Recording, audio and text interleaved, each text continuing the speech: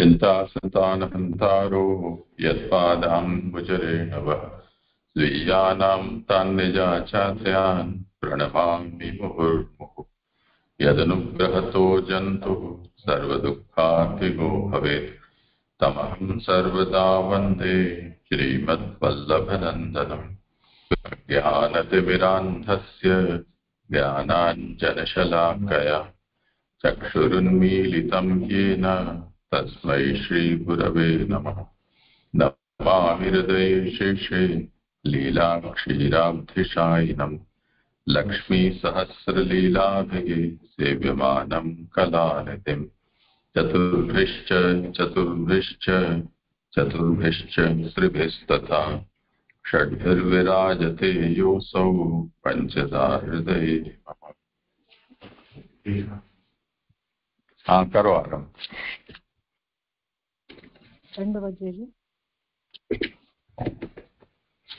अभी सुबोधनी अवगाहन में जो श्रीमद् भागवत हैं उनका महाप्रभु जी ने 7 प्रकार से अर्थ किया है। 4 प्रकार से जो अर्थ हैं वो निबंध में उन्होंने स्पष्ट किए हैं और 3 प्रकार से जो अर्थ हैं वो सुबोधनी जी में स्पष्ट किए हैं।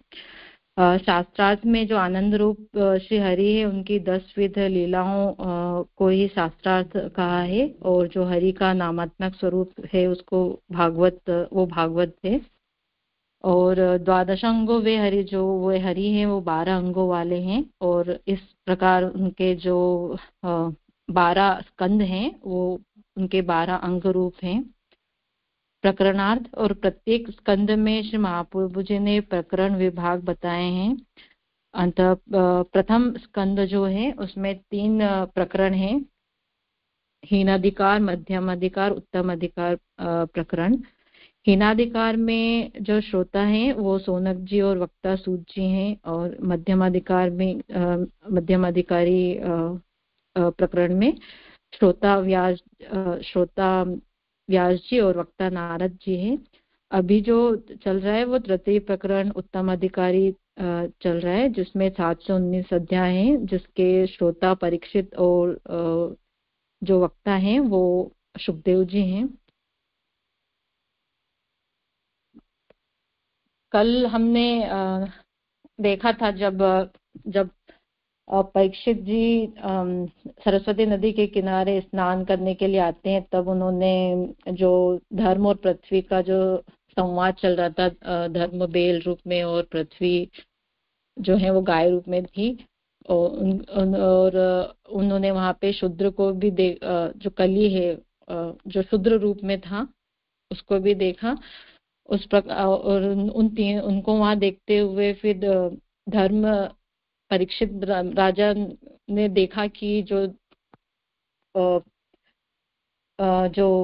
वृषभ रूपी जो धर्म है उनके जो 3 पैर हैं वो क्षीण हो चुके हैं और उन्होंने कलयुग को जो शूद्र रूप में था उसको उनसे उन्हें पीटते हुए देखा। तो धर्म से उन्होंने प्रश्न किया कि ये कौन है और आपके जो 3 पैर हैं ये किसने क्षीण किए हैं। तो उसके उत्तर में जब महाराज परीक्षित इस प्रकार से प्रश्न पूछ रहे थे तो उनके इसमें कुछ अभिमान और अहंकार भी झलक रहा था। तब धर्म ने समझा कि ये जो राजा परीक्षित हैं ये न तो बहिर्मुख है न ही भगवदी हैं, पर जो इनके जो वचन हैं इनसे ऐसा प्रतीत हो रहा है कि ये बहिर्मुख और अभगवदी हैं। तो उसका उनके भगवदीयत्व का उन्होंने स्मरण करवाने के लिए धर्म ने उन्हें उपदेश दिया और धर्म के जो सूक्ष्म तत्व है उसका उपदेश दिया श्लोक 17 और 18 में। और उसमें कहा कि जो किसी के भी सुख और दुख और या क्लेश के जो का कारण है वो स्पष्ट रूप से नहीं कहा जा सकता, क्योंकि कोई इसका कारण सभी अलग अलग प्रकार से मानते हैं। और जो मेरे जो 3 पैर हैं इनको किसी एक व्यक्ति द्वारा ये नहीं काटा गया है, परंतु जो सतयुग आदि जो युग हैं और वो अपने अपनी निवृत्ति के साथ साथ एक पैर अपने साथ लेते गए और इस प्रकार में अभी में सत्य रूपी एक पैर ही बचा है। और इसमें कारण स्पष्ट नहीं है। जैसे अगर पुरुष के भाग वहाँ इसमें बताए कि पुरुष 5 भागों में विभक्त है, व्यष्टि, समष्टि, पुरुष, काल और पुरुषोत्तम। तो कुछ लोग सुख और दुख का जो कारण है उसको व्यष्टि पुरुष मानते हैं, जो मायावादी व्यष्टि पुरुष जो जीवात्मा है उसको मानते हैं। और जो पौराणिक और ज्योतिष शास्त्र है वो इन सुख दुख के कारण को कारण समष्टि को मानते हैं।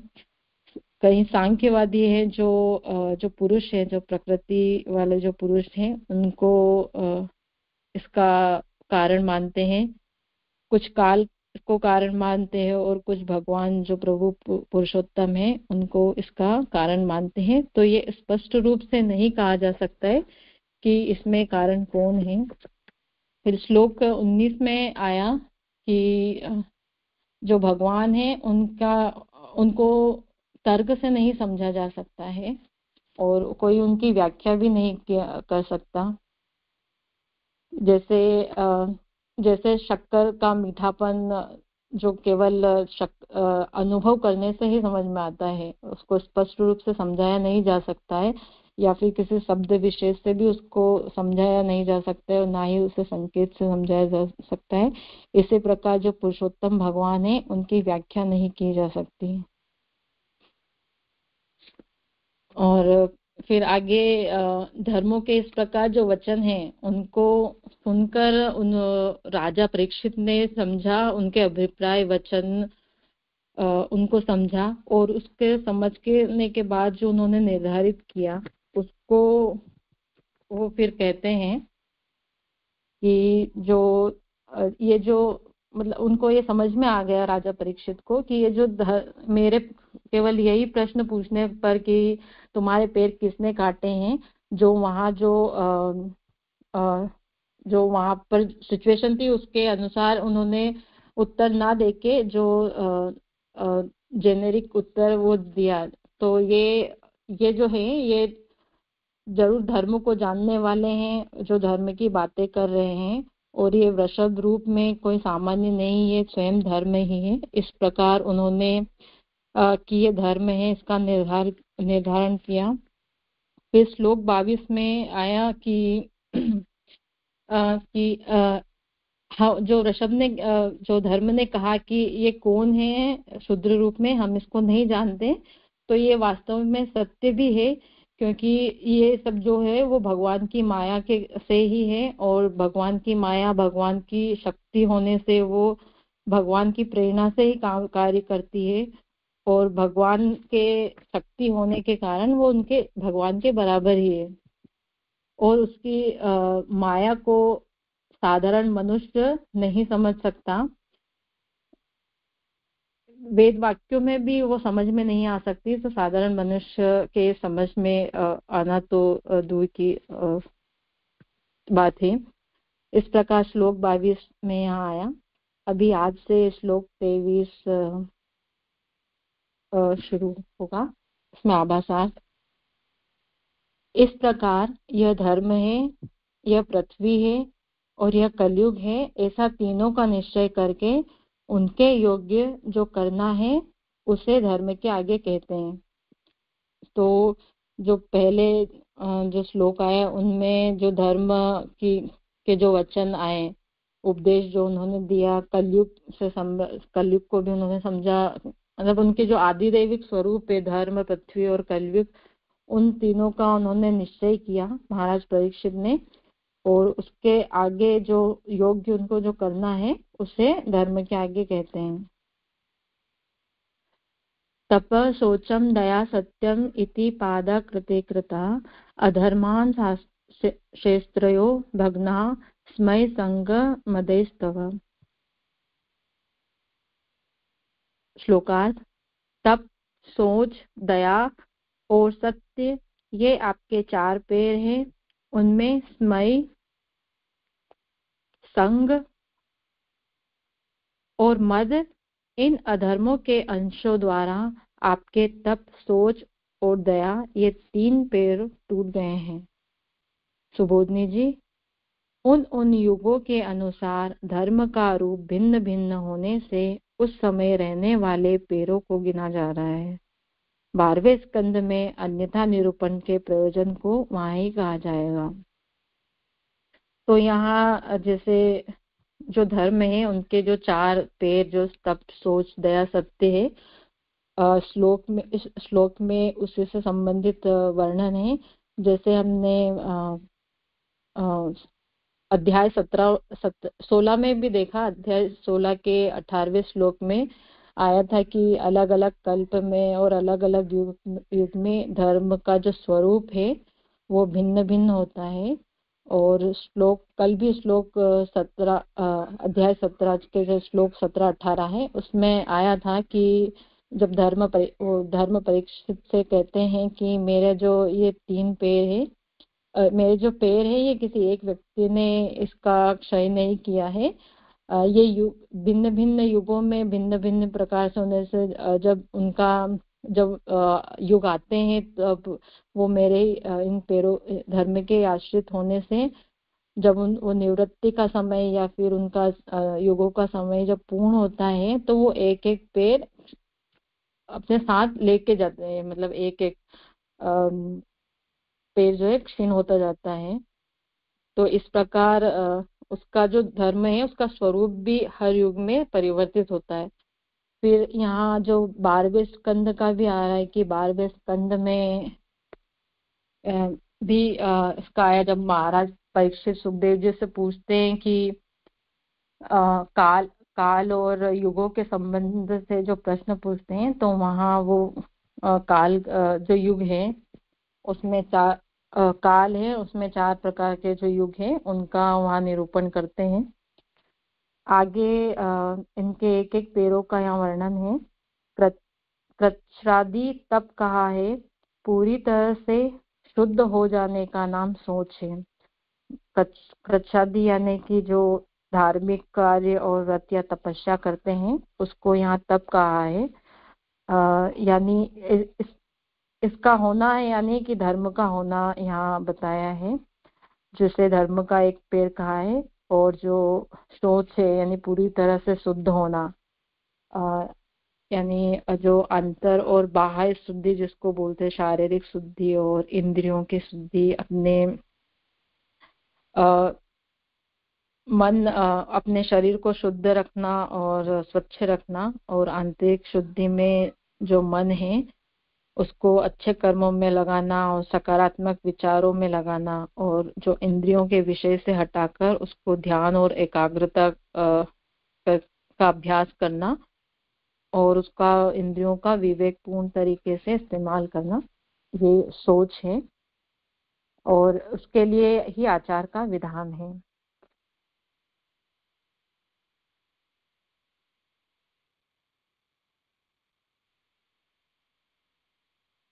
दूसरे के दुखों को हटाने की इच्छा दया है।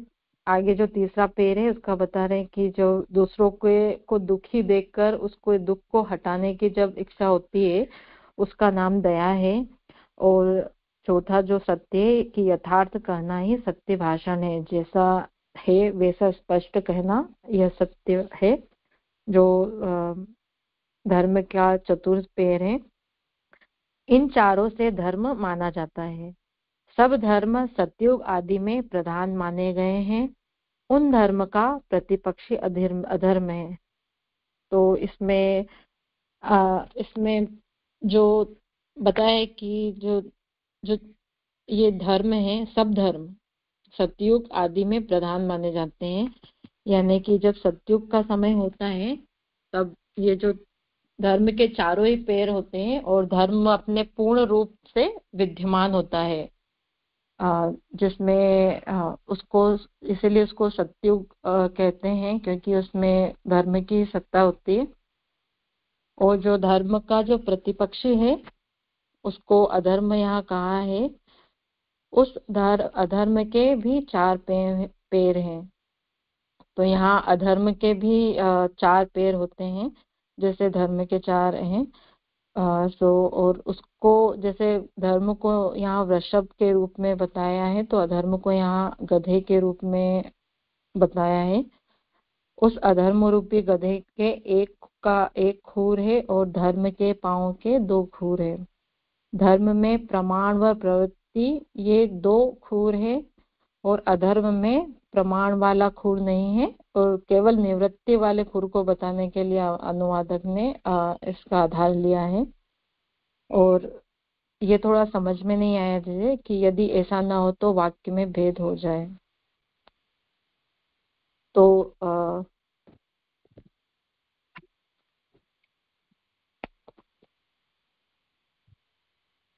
निवृत्ति को बताने के लिए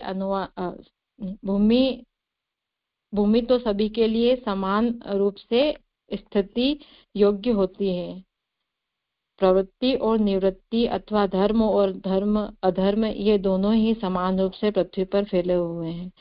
तो जो भूमि है वो तो दोनों के लिए ही समान रूप से स्थित है, दोनों को ही जगह देती है, चाहे वो प्रवृत्ति हो या निवृत्ति, या धर्म हो या अधर्म, उन दोनों को। और जो पृथ्वी पर है ये जो धर्म अधर्म है ये समान रूप से फैले हुए हैं। और काल जो है वो काल तो प्रवृत्ति और निवृत्ति दोनों के भेद को समान रूप से स्थापित करता है। काल भी जो है जो प्रवृत्ति यानी कि जो आरंभ और निवृत्ति अंत दोनों को वो समान रूप से ही स्थापित करता है। युग की प्रवृत्ति में धर्म है तथा निवृत्ति में अधर्म है। जब युग शुरू होता है उसके आरंभ में धर्म रहता है, जैसे प्रथम त्रेता युग शुरू होता है तो उसमें केवल धर्म होता है, धर्म अपने चारों पैरों से उसमें रहता है। और जब युगों की निवृत्ति यानी अंत आते आते अधर्म जो है वो बढ़ जाता है। जैसे कलयुग है तो कलयुग में धर्म का एक ही पैर और अंत में होते होते वह भी क्षीण हो जाता है। तो इस प्रकार यहाँ बताया कि युग की जो प्रवृत्ति है उसमें धर्म है और निवृत्ति में अधर्म है। काल के वशीभूत होकर धर्म के 3 पांवों को दूर करके अधर्म अपने तीनों पांवों को स्थापित कर देता है। जो काल है उसके वशीभूत होकर अधर्म धर्म के 3 पांव हैं उनको दूर करके यानी कि उनका क्षय करके अपने जो 3 पैर हैं उनका वह स्थापित कर देता है। तो अधर्म के जो 4 पैर ऊपर कहे थे ऊपर, उनमें 4 पैर गर्व, संग, मद और अनृत यानी झूठ है। इस दशा विशेष में धर्म प्रवेश के अंश पद का प्रयोग किया है।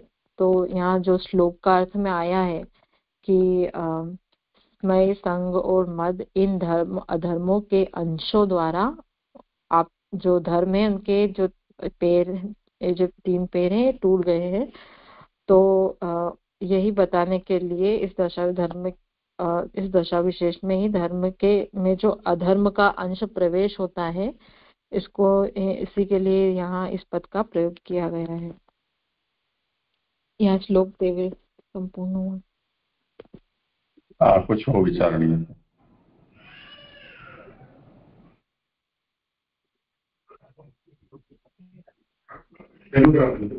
उनका भी एक प्रश्न था कि वाक्य कि यदि ऐसा न हो तो वाक्य भेद हो जाए, उससे क्या आप किसी को समाधान विचार करना हो। हाँ जी मेरा दूसरा प्रश्न है।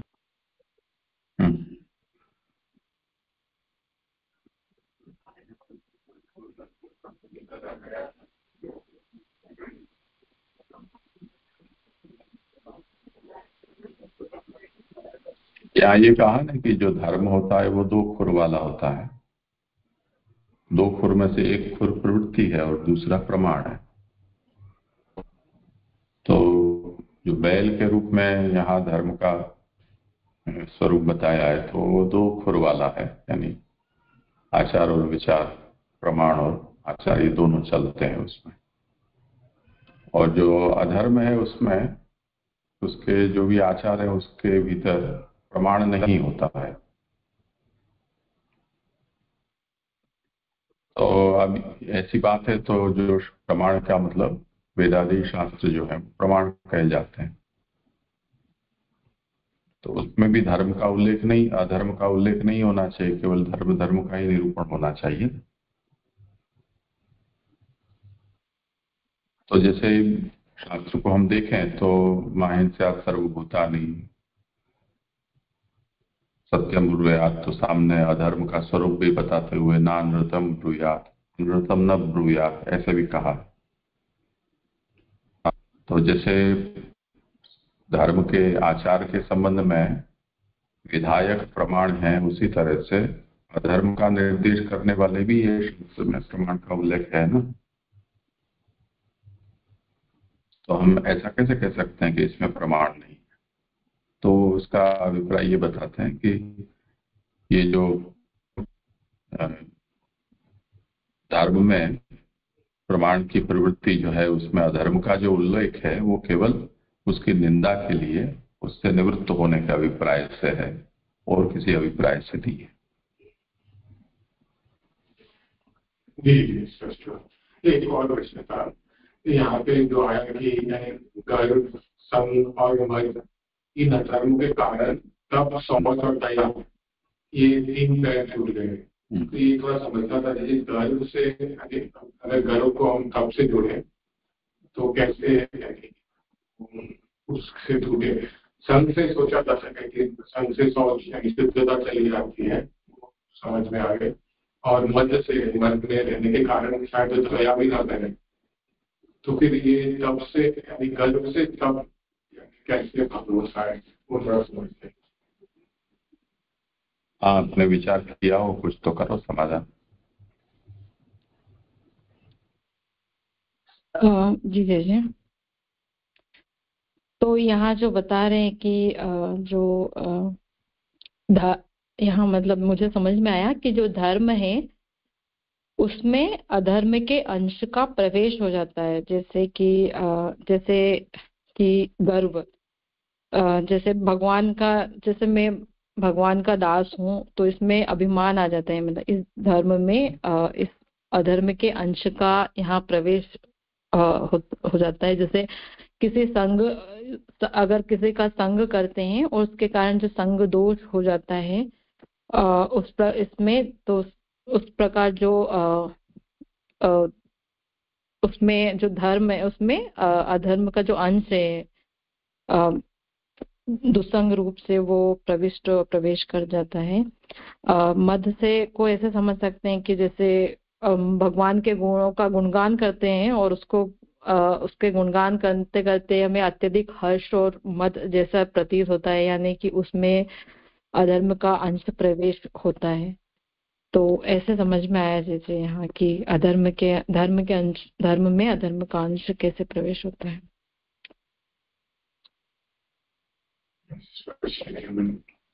और किसी को करना हो समाधान।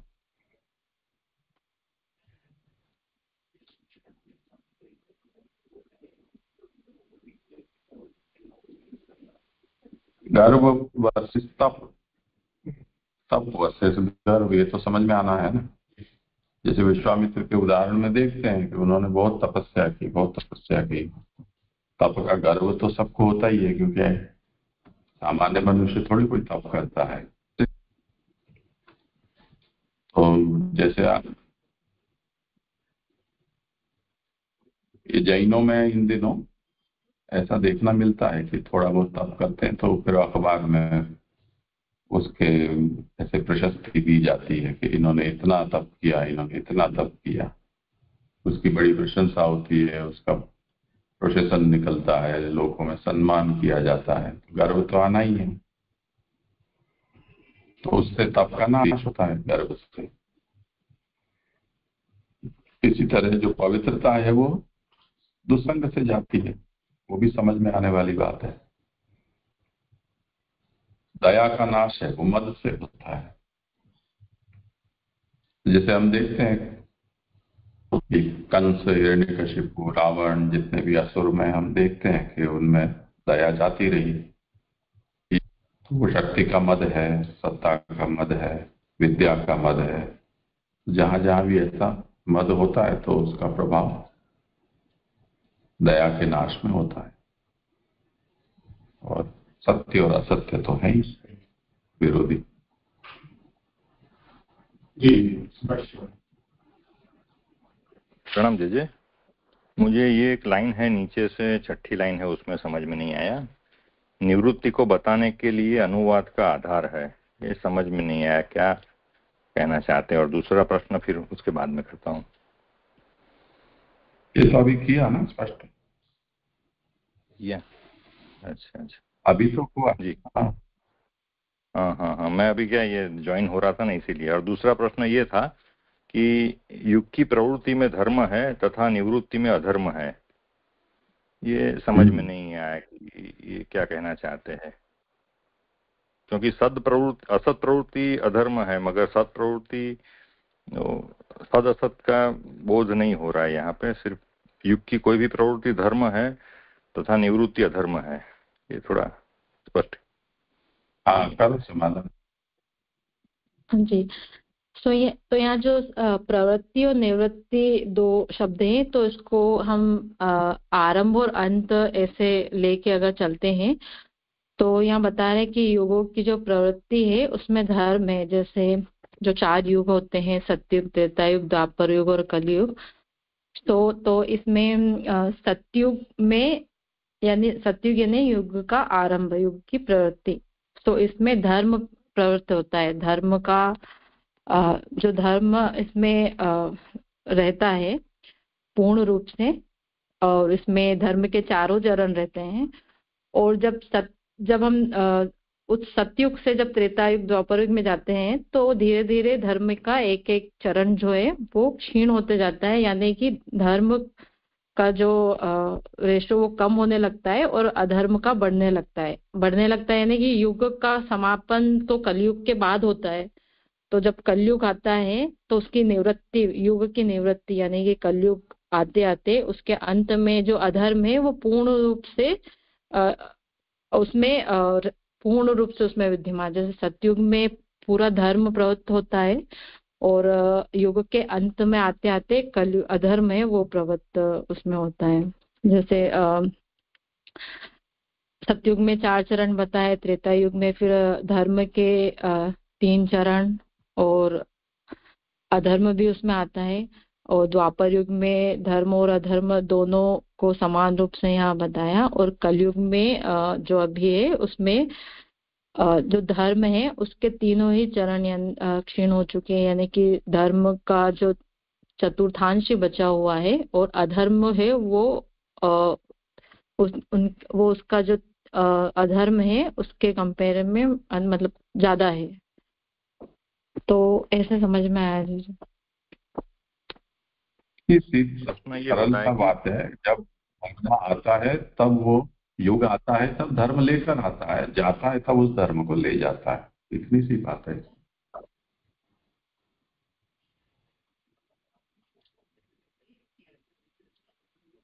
जी जी जी।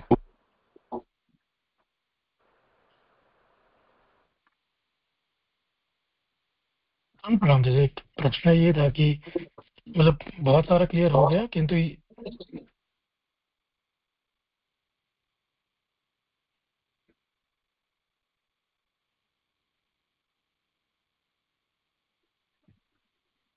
बोलो। प्रणाम। ये जो यहाँ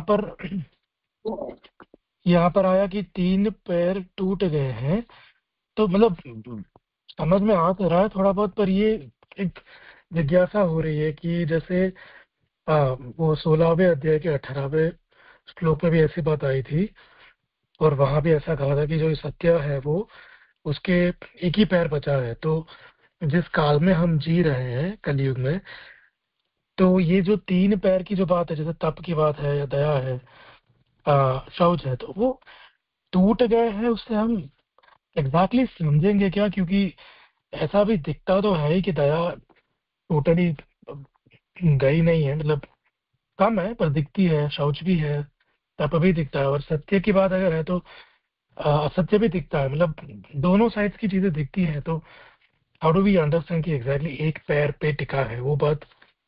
तो इतनी क्लियर नहीं हो रही है एक ही पैर पे टिकना। हाँ, करो समाधान।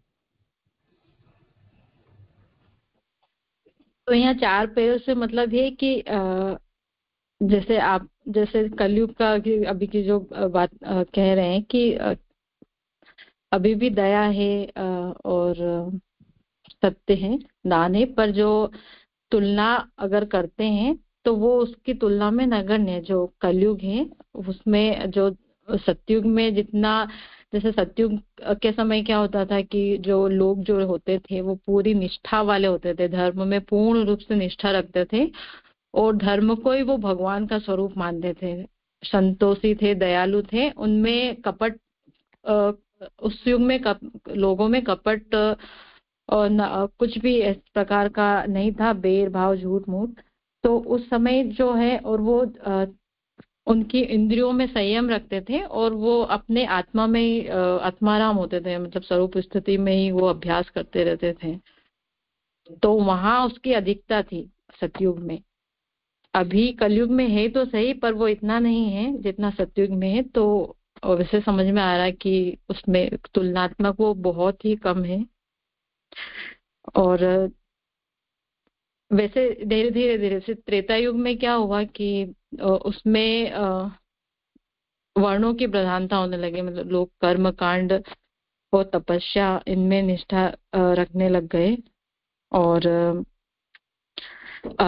जो वेद, यहाँ वेदों में ही वो पारंगत होने लगे और धीरे धीरे उसमें जो उसका जो, पर इसमें भी जो है धर्म है उसका जो एक पैर जो है, जो तप है, वो क्षीण हो गया था, मतलब वो कम हो गया था। तब उसमें भी होता था पर उसके सतयुग की तुलना में वो कम हो गया था। तो यहाँ की चतुर्दश क्षीण हो गए। ऐसे द्वापर युग आते आते जो तप और दया है वो कम हो गए, जो तप और सोच है वो कम हो गए और दया और सत्य ही बचा।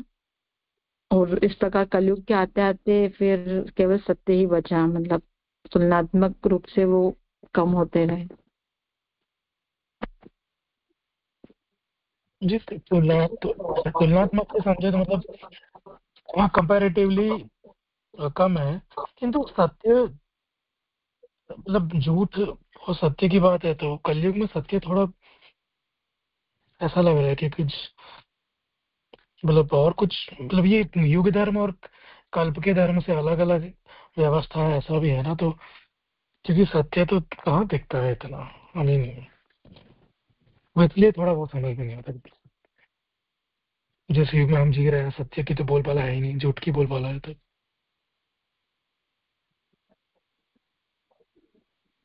यहाँ मुख्य विषय धर्म और अधर्म का है। उसके जो चरण हैं 4, यानी धर्म के जो कंपोनेंट्स हैं जिसके सहारे धर्म खड़ा रहता है, उनके ऊपर फोकस नहीं है। उसका कारण ये है कि धर्म की परिभाषा अपने यहाँ वेद प्रणीहितो धर्म अधर्म तद विपर्य ये दी गई है। धर्म का अर्थ यज्ञ होना, देव पूजा होना, व्रत तपस्या होना या तीर्थ यात्रा होना। कि इस अर्थ में हम धर्म समझते हो तो हम गलत समझ रहे हैं, क्योंकि उस प्रकार के धर्म का तो लोग कभी भी किसी काल में होता ही नहीं है, चलता ही रहेगा ये सब। तो पर ये तो धर्म के सब छिलके हैं। यथाशास्त्र हो तो ही वो धर्म है, सांगोपांग हो तो ही धर्म है। तो अभी तो जैसे कली का प्रथम चरण चल रहा है, पर यदि कली का अंतिम चरण भी आ जाए तब भी इन सब चीजों में कोई परिवर्तन नहीं होगा। उसका उदाहरण हम दें कि जैसे महाप्रभु के पूर्व पुरुषों को ऐसा संकेत दिया गया कि आपके कुल में 100 युग संपन्न होंगे, तब अवतार होगा। तो उनको तो 100 सौम्य खत्म करते हुए 5 पीढ़ी बीत गई। और अभी यदि मैं अपने आंखों के सामने कहूं तो 2 पीढ़ी में 100 से ज्यादा सौम्यज्ञ हो चुके हैं। और बेचारे महाप्रभु के पूर्वजों ने तो इसी आर्यावर्त में ब्रह्मावर्त के अंतर्गत जो यज्ञ देश है उसी में ये यज्ञानुष्ठान की है। और महाप्रभु के वंशज तो इतने पराक्रमी हैं कि उन्होंने तो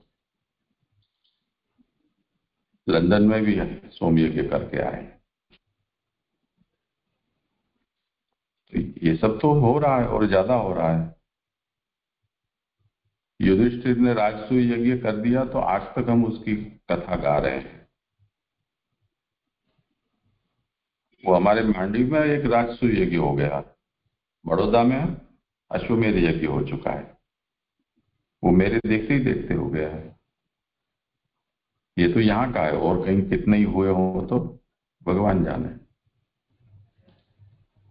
जितने सन्यास के आश्रम और जितने सन्यासियों की संख्या हम देखते हैं, मुझे नहीं लगता है कि किसी भी काल में भारत के इतिहास में एक काल में इतने सन्यासियों की फौज हो। इतना सन्यास नहीं लिया जाता था, पर अब तो पूरी की पूरी पलटन की पलटन है वो सन्यासियों की, अब में दिखाई दे रही है। तो इन सब चीजों को यदि हम धर्म समझते हैं तो कुछ गड़बड़ी है। तो ये जो भी कुछ है वो धर्म की हानि की बात है। धर्म के कंपोनेंट्स जो हैं, जिनको यहाँ जिन नामों से कहा जा रहा है, उसको यदि हम धर्म समझ रहे हैं तो वो तो कभी भी अनुपस्थित नहीं रहेंगे, सदा ही रहेंगे। तो जैसे महाप्रभु कृष्णाश्रय ग्रंथ में इस बात को समझाते हैं कि चलो ये देश काल द्रव्यकर्ता मंत्र कर्म जो है वो शास्त्र शुद्ध हों, और तत्पूर्वक यदि धर्माचरण होता हो तो ही तो वो धर्म है, तो ही वो सफल होते हैं। इन धर्मों से हीन होने पर वो केवल नाम के ही धर्म है, उसमें सफलता नहीं है। तो इसी अभिप्राय से यहाँ समझना चाहिए कि हम ये समझते हैं कि तप सर्वथा नष्ट नहीं हुआ है, लोग तप करते हैं, तो कौन सा तप करते हैं वो भी तो समझना चाहिए ना। हम डॉक्टर के कहने पर या डाइटिशियन के कहने पर हम जिस प्रकार का आहार विहार पर नियंत्रण करते हैं वो कोई तप थोड़ी है। शास्त्र के अनुसार जो व्रतोपवास किए जाते हैं तो होते हैं, इसीलिए यहाँ उनको नाम से स्पष्ट किया ना, कृच्छ। तो कृच्छ, चांद्रायण, ये सब है वो तप के शास्त्र में कहे गए हैं प्रकार है। तो उसमें ये तप शब्द है वो पारिभाषिक। यही बात शौच, दया, सत्य, इन सबके विषय में समझना। और दूसरा इसमें जो आप लोगों ने अभी शायद ध्यान नहीं दिया, पर अधर्मांशैः त्रयो भग्ना, वो अंश जो पद है उसके ऊपर भी लक्ष्य देना चाहिए। ये 3 जो भग्न हुए हैं पांव, वो अधर्म के अंशों से, वो अंश 3 ये हैं, स्मय, संग और मद।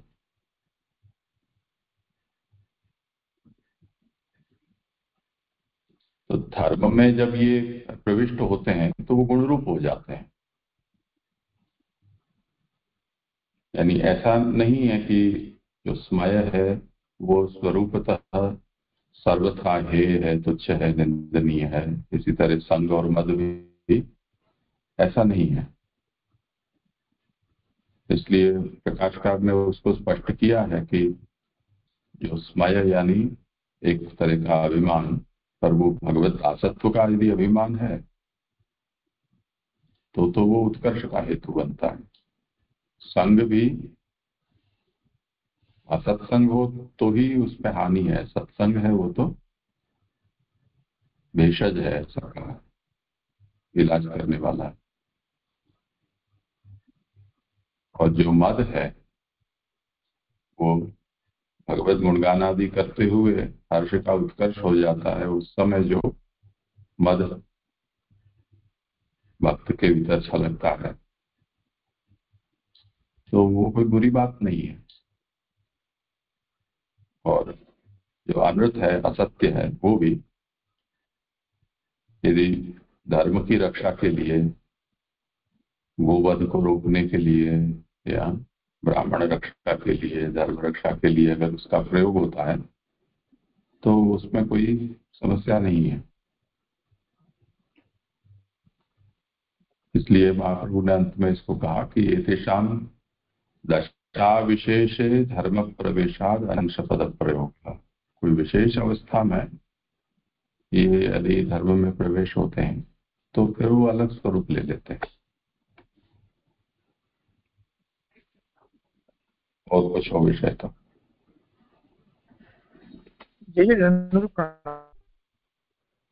जी यहाँ पे सुबोधिनी जी में छठी लाइन है, उसमें थोड़ा समझ में आ रहा है कि उस अधर्म में अधर्म के भी चार पांव है, वो समझ में आ गया है। और गधे के रूप वाला है तो ये समझ में नहीं आया कि यहाँ पे गधे के कारण मतलब ये क्यों उसने निरूपण किया है। फिर उसमें नेक्स्ट आया कि उस अधर्म रूपी गधे के क्रूर है, क्रूर क्या है वो भी समझ में नहीं आया चीजें। और धर्म के पांव में दो क्रूर है, बाद में उनमें आया कि धर्म में प्रमाण व प्रवृत्ति ये दो क्रूर है और अधर्म में तो सिर्फ प्रमाण वाला क्रूर नहीं है। बाद में आया कि निवृत्ति का बताने के लिए अनुवाद का आधार है, यदि ऐसा न हो तो वाक्य भेद हो जावे। तो ये सेंटेंस है निवृत्ति का, वहां नहीं आया चाहिए। दंडवत प्रणाम दीजिए। ये सब विषय तो 2 बार कर चुके हैं आप, शायद तो देर से जुड़ते हो इसके कारण समझ में नहीं आया हो। खुर का मतलब जो पांव का नीचे का काला हिस्सा होता है उसमें कट लगा होता है, तो 2 किसी के शफ होते हैं, किसी का एक घोड़ा गधा उनका आगे से राउंड शेप होता है, में बीच में कट नहीं होता है, खुर शब्द का है। गुजराती में भी खोर खरी ऐसा ही बोलते हैं, अंग्रेजी में तो पता नहीं क्या होता है उसका। और कोई विषय हो तो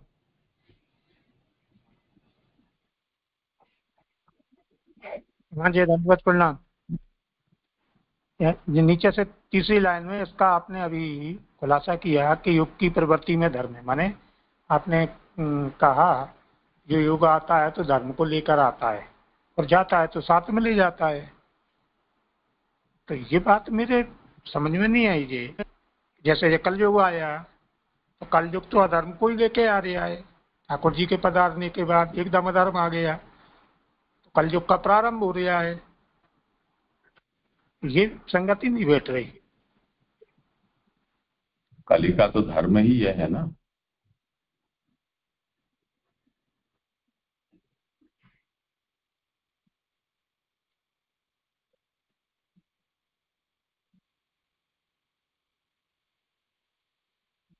बात समझ में नहीं आई जी। कली का धर्म क्या? युग की प्रवृत्ति में धर्म है, माने जो युग आ रहा है वो धर्म को लेके आ रहा है और जब खत्म होगा माने चला जाएगा तो तब अधर्म प्रवृत्त हो जाएगा, तो ये एंड में होगा। मैं ऐसे समझ रहा हूँ। गर्भ, दुस्संग, मद और असत्य ये इसे लेकर आया है ना कली।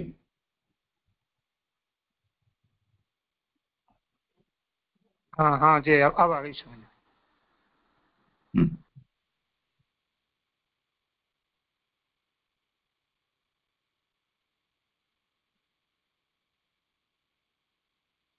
करो भले आगे। श्लोक 24 का अवसान। अब कली के दोषों को बताया जा रहा है।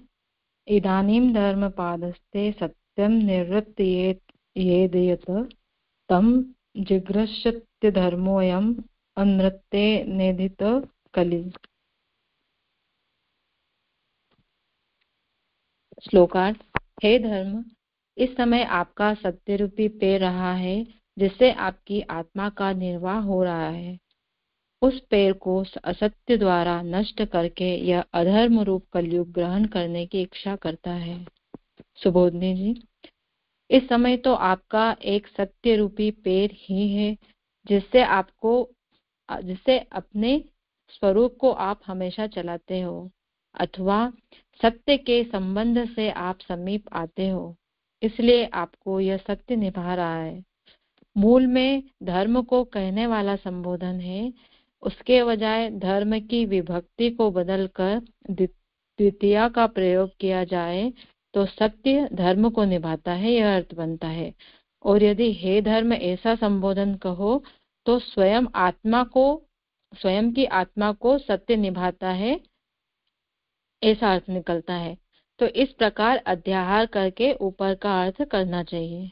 तो यहाँ थोड़ा व्याकरण का विषय है।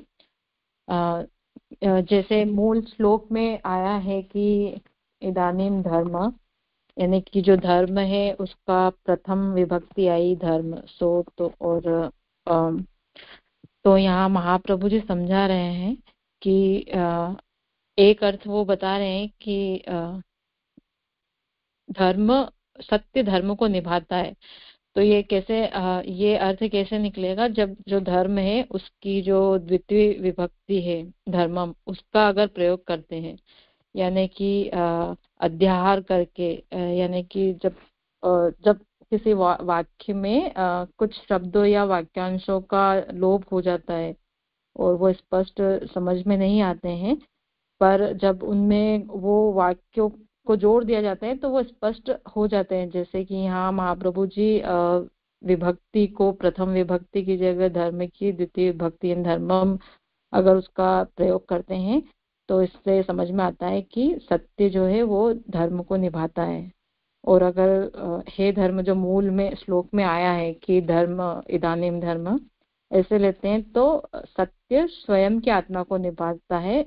तो ये स्पष्ट नहीं है, ये स्पष्ट तो ऊपर वाला ही हो रहा है कि सत्य जो है वो धर्म को निभाता है। उस सत्य रूप पेड़ को अधर्म लेने की इच्छा करता है। और जो ये सत्य रूपी पेड़ है जिस पेड़ से आप अपने स्वरूप को चलाते हो, मतलब इस सत्य रूपी, अब इस कलयुग में इस सत्य रूपी पेड़ से ही आपके स्वरूप को समझा जाता है। और जहाँ सत्य होता है वहाँ धर्म है, ऐसा उसकी समीपता होती है, ऐसे संबंध उसका आता है। तो वो जो सत्य रूपी पेड़ है उसको ये धर्म लेने की इच्छा करता है, अथवा सत्य के कारण रूप अंतःकरण को लेने की इच्छा करता है। यानी कि जो सत्य है उसका कारण जो अंतःकरण है, मतलब जो सत्य बोलने अंतःकरण के द्वारा ही उसमें कारण रूप होता है। तो यहाँ ऐसा भी कह सकते हैं कि जो सत्य का जो कारण रूप अंतःकरण है उसको अधर्म लेने की इच्छा करता है। अधर्म धर्म के पैरों को लेने की इच्छा करे, इसमें कलयुग का क्या दोष। तो यहाँ शंका उठा रहे हैं कि अगर अधर्म धर्म के पैरों को लेने की इच्छा कर रहा है तो इसमें कलयुग का क्या दोष है। तो ऐसी शंका के समाधान में कहते हैं कि अधर्म यह कलयुग ही है, ये जो अधर्म है यह कलयुग का रूप ही है। काल अनंत है, उसमें सतयुग त्रेतायुग द्वापर युग है और वह कलयुग भी है।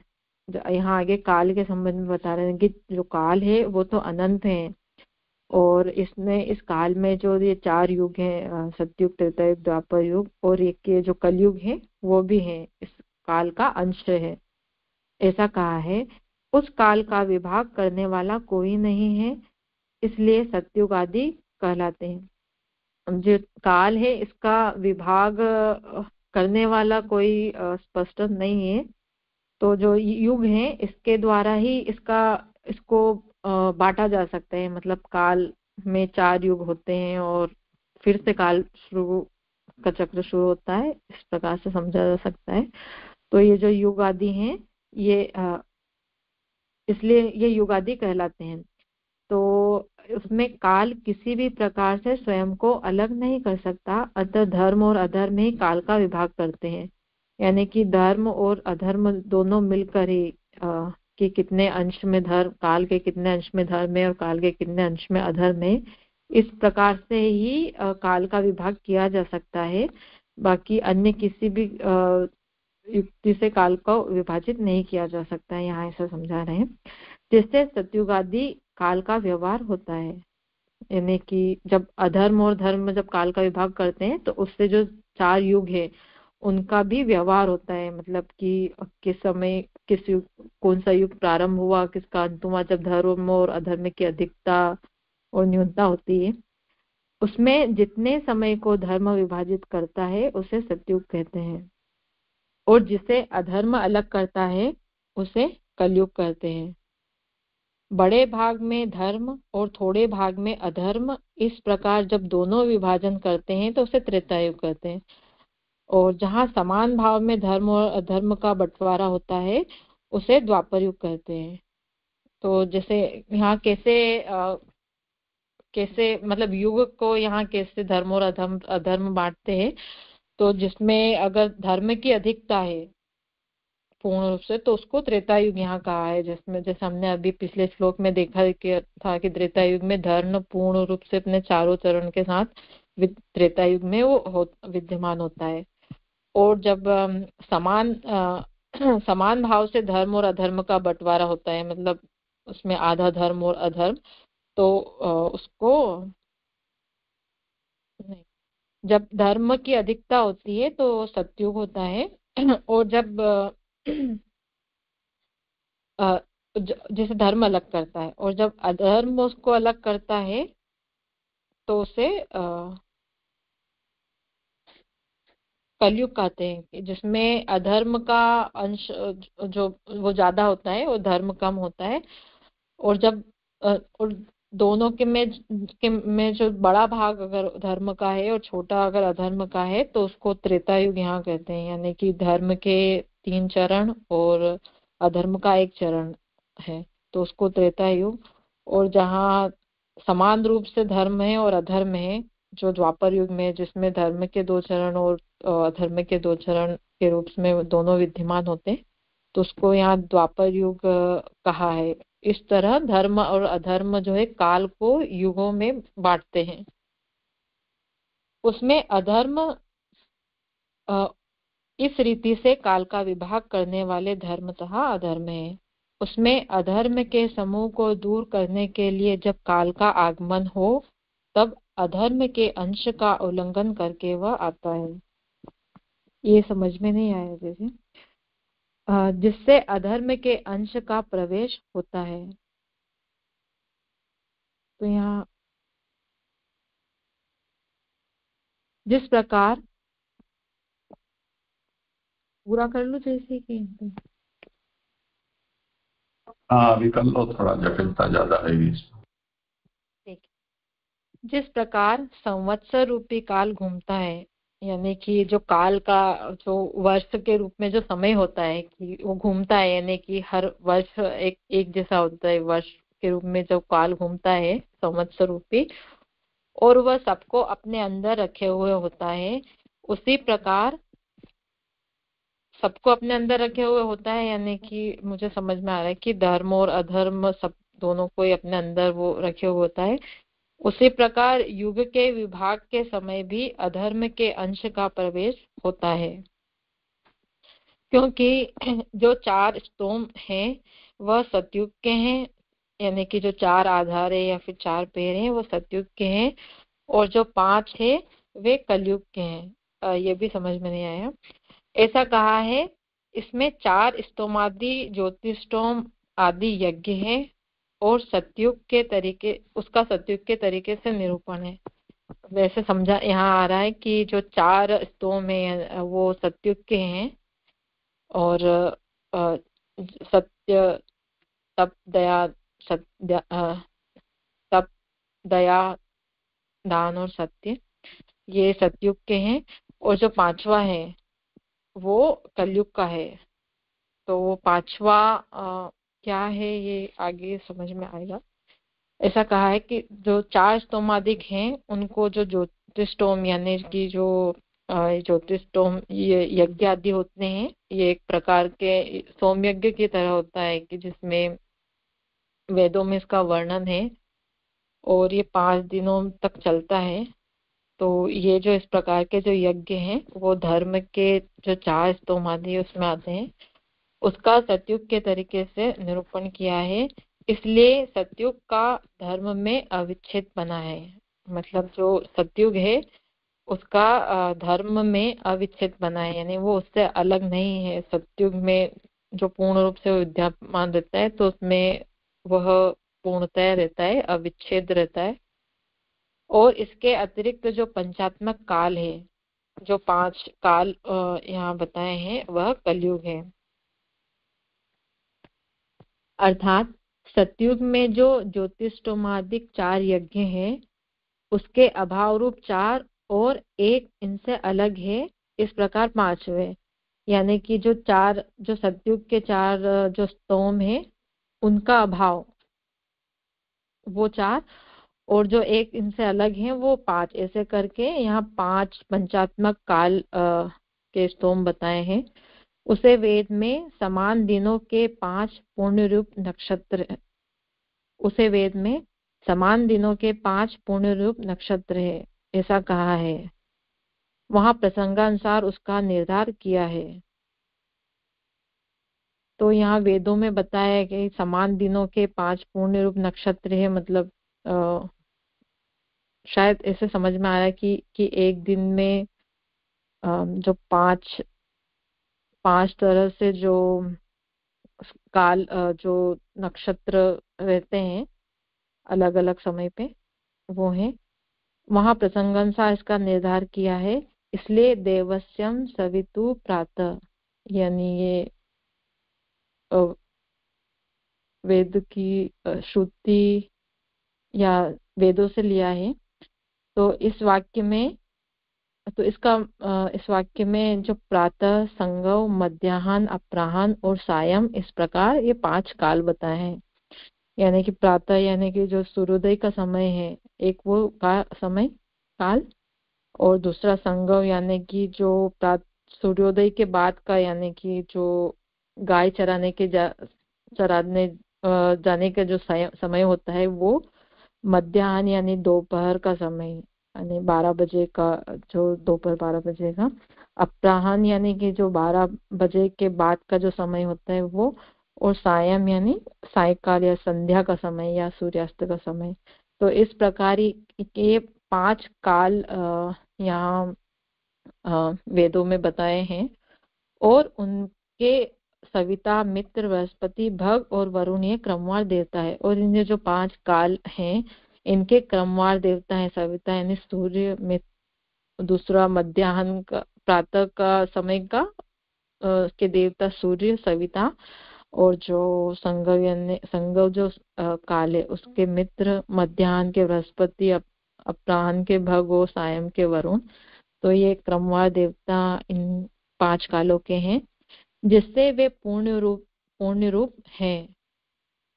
यानी कि इस काल को पुण्य रूप काल भी इन 5 कालों को कहते हैं, ऐसा श्रुति में कहा है। वहां अग्निष्टोमादिक होने से 4 का वीर्यपना बताकर 4 काल बुरे बताए हैं। ये समझ में नहीं आया चीजें।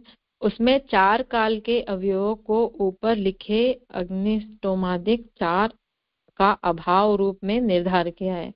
अग्निष्टोमादिक या ज्योतिषोमादिक ये दोनों एक ही हैं। तो जो ऊपर जो सतयुग में बताए हैं कि ज्योतिषोमादिक जो 4 यज्ञ हैं और जो कलयुग हैं उसमें 5 पंचात्मक काल हैं, जैसे कि ये जो 4 जो हैं अग्निष्टोमादिक हैं इनका अभाव,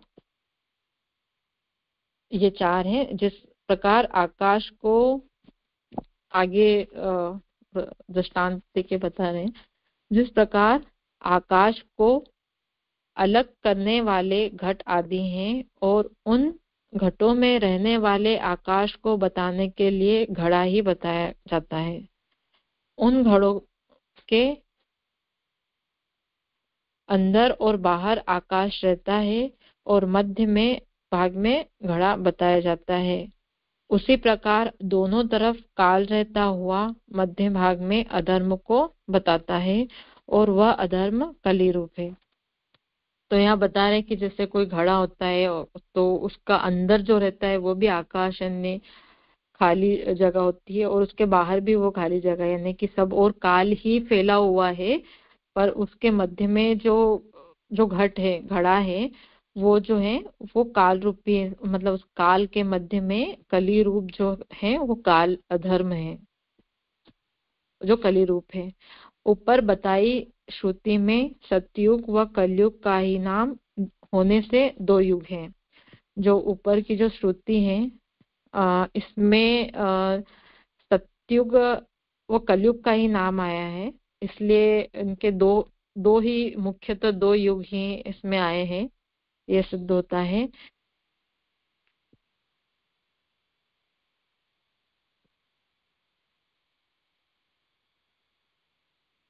ऊपर उसमें द्वापर युग में सतयुग के बराबर ही कलयुग था, जिससे दो पैर धर्म के तथा दो अधर्म के थे। और त्रेता युग में सतयुग से कलयुग हीन था, जिससे तीन पैर धर्म के और एक पैर अधर्म का था। इस प्रकार तो तीन पैर अधर्म के फैले हुए हैं, जिससे कलयुग की उन्नति हुई। उसमें भी हमेशा असत्य से पोषण पाया हुआ कलयुग अपने शत्रु रूप धर्म का पैर लेने की इच्छा करता है। तो यहाँ जो श्रुतियों में दो ही युगों का यहाँ मुख्यता बताई है, सतयुग और कलयुग। जो द्वापर युग और त्रेता युग है उनको उसी का अंश बताया है कि जो त्रेता युग है क्योंकि उसमें सतयुग से कलयुग हीन था, सतयुग की आधिक्यता थी, तो इसलिए इसको सतयुग में ही जोड़ा है। और जो द्वापर युग है उसमें दो बराबर भागों में थे, इसलिए उसको कलयुग में लिया है। तो इस प्रकार सतयुग और कलयुग दो ही मुख्यतः श्रुति में बताए हैं। और जिससे कलयुग की उन्नति हुई है उसमें भी हमेशा असत्य से पोषण पाया हुआ कलयुग अपने शत्रु रूप धर्म का पैर लेने की इच्छा करता है, क्योंकि शत्रु का कोई भी अंश रहने देना ठीक नहीं है। तो जो अभी जो कलिकाल चल रहा है उसमें धर्म कलयुग की ही उन्नति हुई है, और उस पे भी जो वो असत्य रूप से के साथ जो आता है, अधर्म के साथ जो कलयुग है वो उसको पोषण मिलता है, और वो जो धर्म का एक पेड़ जो बचा हुआ है सत्यरूपी उसको भी वो लेने की इच्छा करता है। और ये इसको आगे समझा रहे हैं कि क्योंकि शत्रु का मतलब अंश रहने देना ठीक है, यानी शत्रु को कमजोर नहीं समझना कर उसका कुछ भी जो एक अंश जो धर्म का बचा है उसको भी लेने की इच्छा धर्म करता है या कलयुग करता है। इसलिए वेद में सतयुग और कलयुग ये दो नाम हैं। उसमें सतयुग का शेष त्रेता है और कलयुग का शेष भाग द्वापर युग, जैसे अभी ऊपर आया था कि हाँ जो त्रेता युग में धर्म जो है वो रेशो अगर देखते हैं तो धर्म ज्यादा है और अधर्म कम है, तो उसको सतयुग में ही लिया है। और द्वापर युग जो है वो आधा आधा तो उसको कलयुग में यहाँ कलयुग का शेष भाग करके उसको कलयुग में ही लिया है। यहाँ श्लोक 24 और कुछ और विचार नहीं है तो थोड़ा अटपटा है विषय।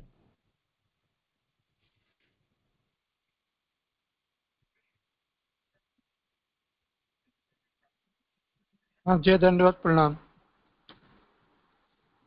ये इस प्रकरण को आप ही समझाएं तो बहुत सुंदर रहेगा, क्योंकि इसमें जगह जगह बहुत विक्षेप हुआ है और स्वयं को भी समझ में नहीं आया, और शायद ये जो कर रहे हैं वो भी ठीक तरह से समझा नहीं पाए।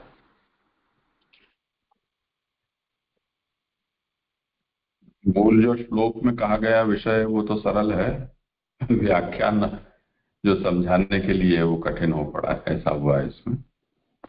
तो वो देख लो, मुख्य बात समझ में आ जाए, उसके बाद व्याख्यान में तो अब क्योंकि आचार्य चरण वैदिक परंपरा के हैं, इसलिए जहां जहां भी कभी व्याख्यान करते हैं उसका कोई वैदिक संदर्भ आपको दिख जाता है तो उसके आधार पर उसकी व्याख्या करते हैं। अब हमारे लिए वेद बहुत दूर की कौड़ी है, उसके कारण जहां भी वैदिक संदर्भ से निरूपण होता है वो हमारे लिए दुर्बोध हो जाता है, तो उसका तो हमारे पास कोई उपाय नहीं है, पर मूल से जितना समझ में आ जाए उतना प्रयास करो। तो इदानीम धर्मोपादास्ते सत्यम निर्वर्तयेद यतः तम जिगृक्षत्य धर्मोऽयम् अनृते नैदितः कलिः। तो अब सामने दिखाई दे रहा है एक ही टांग है सत्य रूप, तो वही आपका निर्वाह करने वाला है, और जो अधर्म रूप कली यहाँ आ गया है वो अब बचे खुचे आपके उस पैर को भी अपने गिरफ्त में लेना चाह रहा है। तो ये स्थिति यहाँ स्पष्ट हुई। मूल विषय तो थोड़ा सा है और समझ में आए ऐसा है।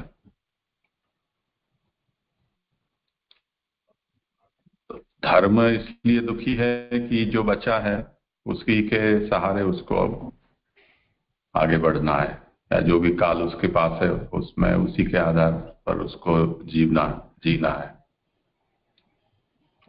और कली उसका विरोधी है। तो वो ये देख रहा है कि धर्म कहीं सत्य के आधार पर फिर से अपने टूटी टांगों को फिर उगा न ले या खड़े न कर ले उन टांगों को, तो जितना संभव हो टांगों को हर लिया जाए। तो इसी कारण हम, जैसे अभी इसमें कृणाल ने प्रश्न उठाया था, पर उसमें हम ये कह सकते हैं कि अभी के काल में जितने भी सत्य के पक्षपाती होकर कुछ भी प्रयास करते हैं उनको मुंह की खानी पड़ती है, और असत्य पक्षपाती या पाखंड का आश्रय लेते हैं, उनके सितारे चमकने लगते हैं। तो ये तो जग जाहिर बात है, इसको काल का प्रभाव कहो तो काल का, और यथार्थता कहो तो यथार्थता है, ऐसी ही है।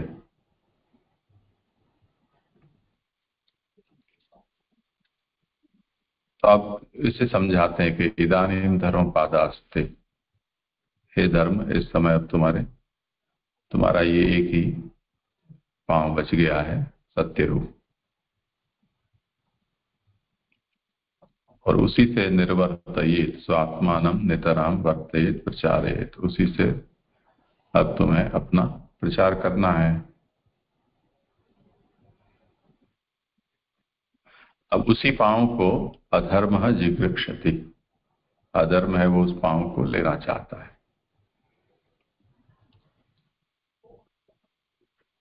अब इस पर ये प्रश्न खड़ा किया कि ननु अधर्मो जिगृक्षति कले को अपराध, अधर्म जब इसकी सत्य की टांग को खींचना चाहता है तो उसमें काल का क्या दोष है?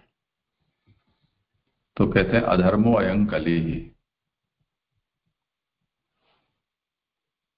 ये जो कली है वो अधर्म रूपी है, इसलिए कली ग्रहण करना चाहता है या अधर्म ग्रहण करना चाहता है, ये केवल नाम मात्र का फर्क है और कोई इसमें फर्क नहीं है।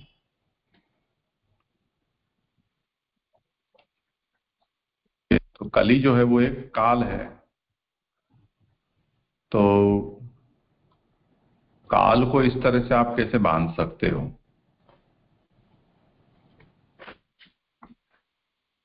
तो उसे समझाते हैं कि काल तो अपरिच्छिन्न होता है,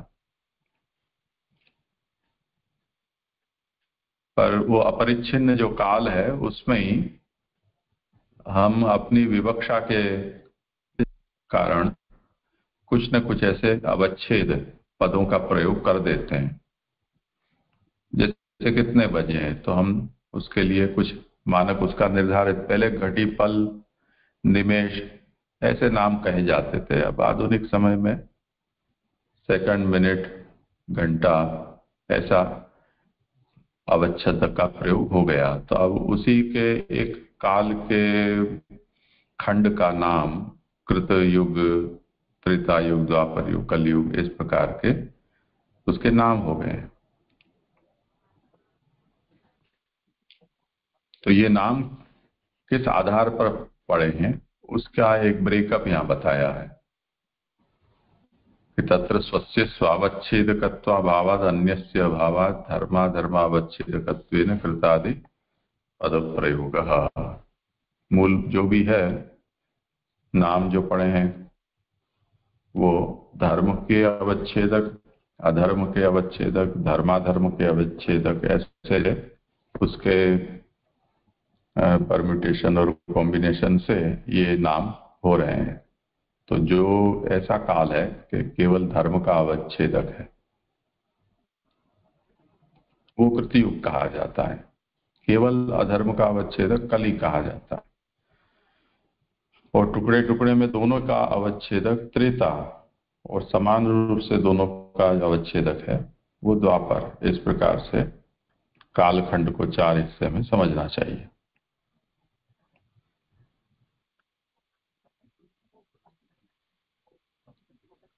अब इसमें जब एक काल के बाद दूसरा काल आता है तब क्या होता है वो समझाते हैं कि कालस्य द्वितीय राशि परिच्छेदार्थम आगमने धर्मांशमपि अतिक्रम्य आगमनात् अधर्मांश प्रवेशः।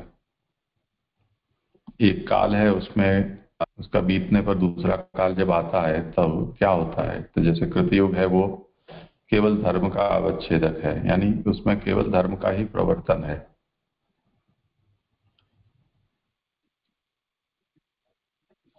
उसमें यदि दूसरे काल का जब आगमन होता है यानी दूसरे काल का आने का समय होता है तब उस काल का जो धर्म है वो उसमें प्रविष्ट होता है। तो धर्म के ऊपर उसका अतिक्रमण करके अधर्मांश का प्रवेश हो जाता है। उसको वैदिक उदाहरण से समझाया है कि ये वही चत्वारस्तोमा कृतं तद अथ ये पंचकलिसः। यहाँ पर उसे बताया है कि ये स्तोम है, वेद में बताया है वो चतुष्टयात्मक स्तोम है। वो चतुष्टय जो है वो ऐसा समझो कि यहाँ जैसे धर्म के 4 पांव बताए उस तरह से है। अथये पंच कलिहि सह। अब कली जब आता है तब क्या होता है, 5वां बनकर आता है तो वो इन चारों को खदेड़ देता है। तो सह कली ही वो कैसा है, वो 5वां काल के रूप में आया ऐसा समझो। तो एतद अभाव चतुष्टय रूपत्वम अतिरिक्तञ्च, ये इन चारों को हटाकर और खुद अपना अड़ंगा जमा लेता है। इसलिए इसे एक इदम तृतीयम जैसे हम फ्रेज होता है उसी प्रकार इसे काल के संदर्भ में ये 5वां काल है ऐसे कह दिया जाता है। क्योंकि अन्यथा तो ये जैसे इन्हें परमानंद जी ने उठाया था प्रश्न की जो काल आता है तो धर्म के 4 हैं अंग, तो एक एक काल है वो अपने हिस्से के अंग को मानो लेता हुआ चला भी गया, तो जो बचा है दूसरा काल है वो अपने धर्म के अंग को तो लेकर आएगा ना। तो मानो कि कलयुग आया तो फिर वो सत्य को लेकर आना चाहिए, तो ऐसा नहीं है क्योंकि ये तो अधर्म रूप है। तो जो 4 हैं वर्तमान में उनको वो खदेड़ता है। तो बाकी तो सर्वकाल में स्थापित थे ही, तो जो स्थापित हैं उनमें से वो काल अंश निकलता है तब उस अंश को लेकर जाता है। तो इस अभिप्राय से यहाँ ये कहा है कि ये पांचवा है।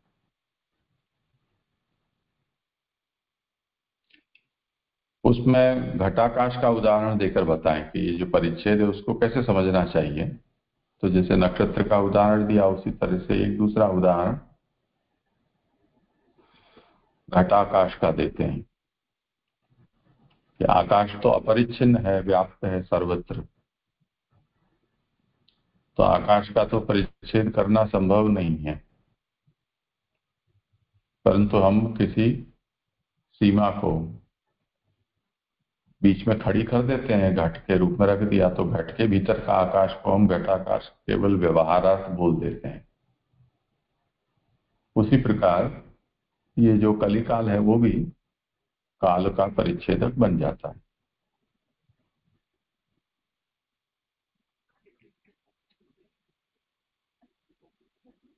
अब उसमें कलिकाल अब जैसे आ भी गया तो वो कर्ता क्या है उसको समझाते हैं कि अनृतेन एधितः पुष्टः जिगृक्षति। ये कली है वो अनृत यानी असत्य, असत्य से पुष्ट होता है। और वो असत्य है वो धर्म का विरोधी है, जिसका अब एक पांव सत्य बचा है। तो वो सत्य को अपना शत्रु मानता है।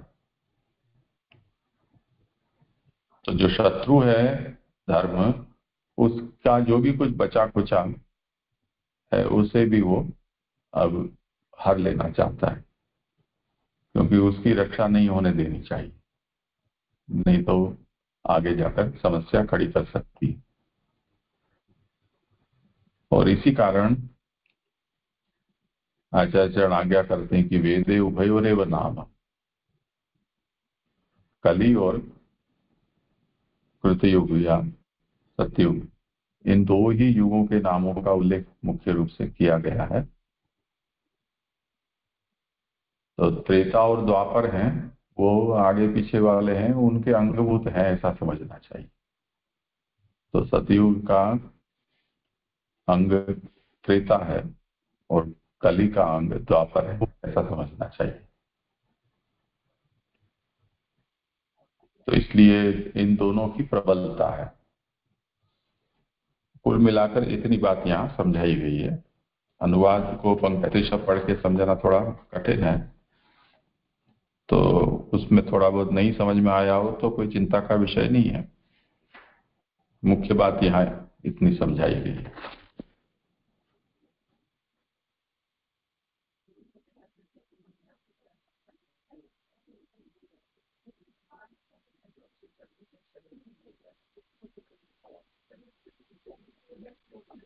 आगे करना हो तो कर सकते। हाँ जय जय दंडवत।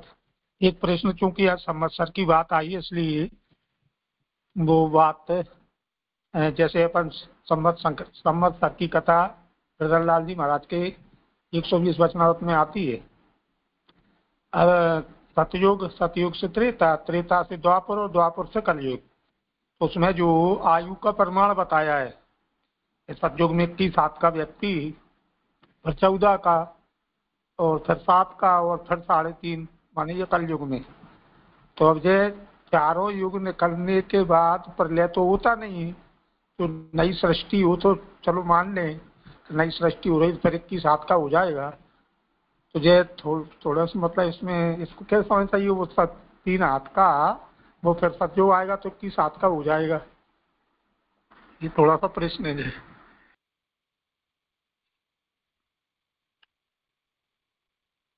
मैंने पूरा साफ सुना ही नहीं दिया आपका प्रश्न। वचनामृत में क्या कहा? आयु क्या हाथ?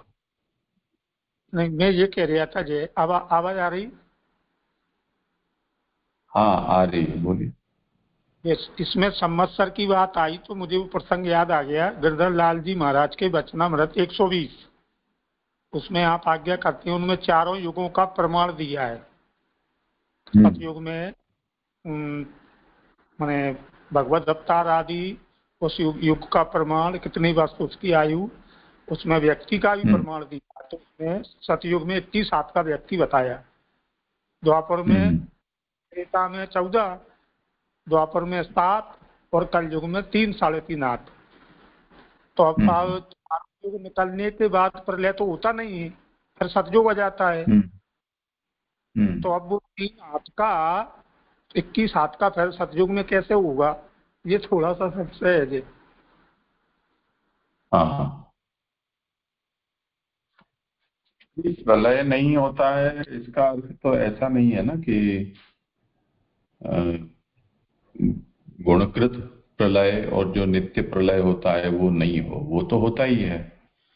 प्रलय का मतलब जो महाप्रलय हम समझे कि जिसमें भगवान जो सृष्टि है उसको अपने भीतर संभाले और सभी जड़ चेतन है उसका जड़ चेतन भाव निवृत्त होकर सब ब्रह्म स्वरूप हो जाए, सच्चिदानंद रूप, उस प्रकार का प्रलय न हो तो ठीक है, परंतु दूसरे सब प्रलय तो होते ही रहते हैं।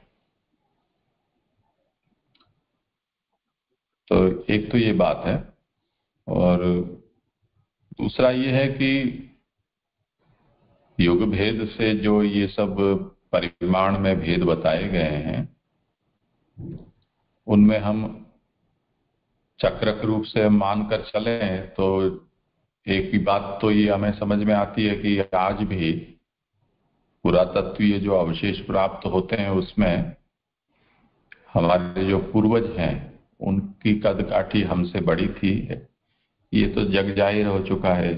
इसमें कुछ ऐसी बात तो नहीं है कि अनहोनी हो या कोई नई बात हमने कही हो। प्राणियों के कदकाठी में भी और मनुष्य की कदकाठी में भी ये आता है।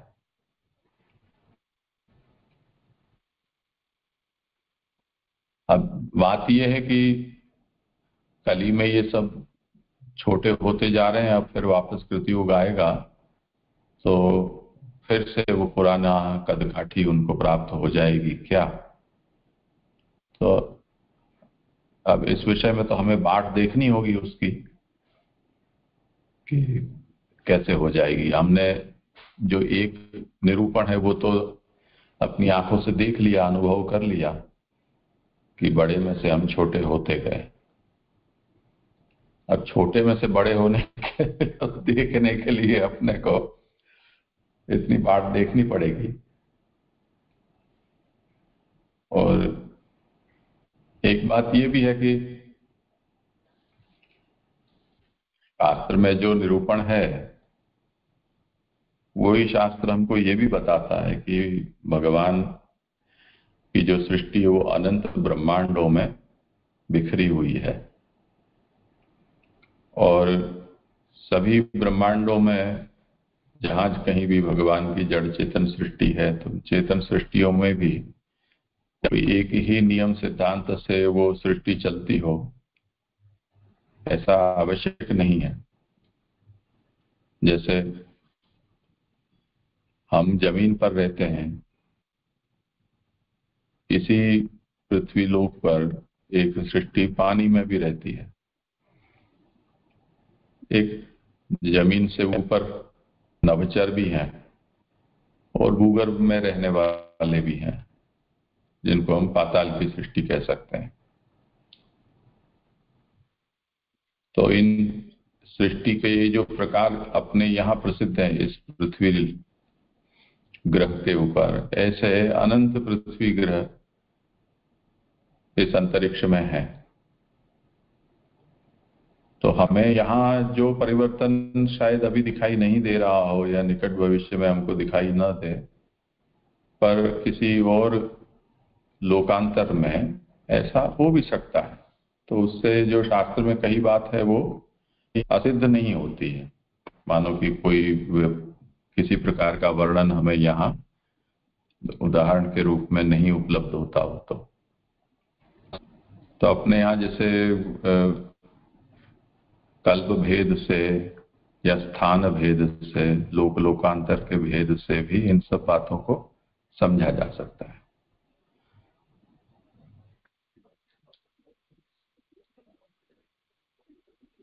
ठीक है, जय दंडवत।